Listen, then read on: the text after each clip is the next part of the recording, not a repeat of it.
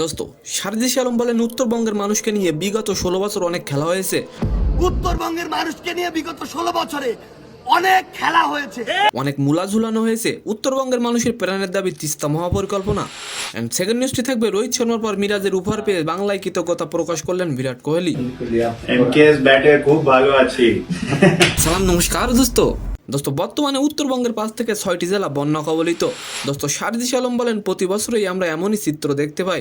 তিনি আরো বলেন, আপনি যে ব্যবস্থায় নেন না কেন বন্যা হবে এই বিষয়টি এমন নয়। উত্তরবঙ্গের মানুষের বন্যার সময় যে ত্রাণ দেওয়া হয় তারা এগুলো নিয়ে চিন্তিত না। তাদের একমাত্র চাওয়া এবং প্রাণের দাবি তিস্তা মহাপরিকল্পনা।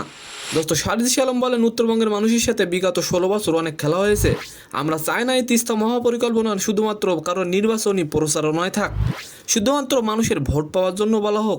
দোস্ত, আপনি কি জানেন এই তিস্তা মহাপরিকল্পনা বাস্তবায়ন হোক? অবশ্যই কমেন্ট করে যাবেন।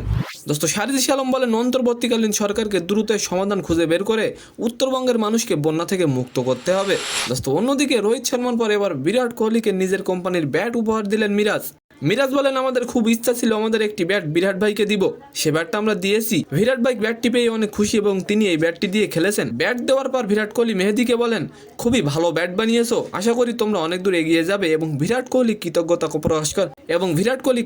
প্রকাশ করেন। তো সম্মানিত দর্শক, আজকের ভিডিওটি কেমন লাগলো অবশ্যই কমেন্ট বক্সে জানাবেন।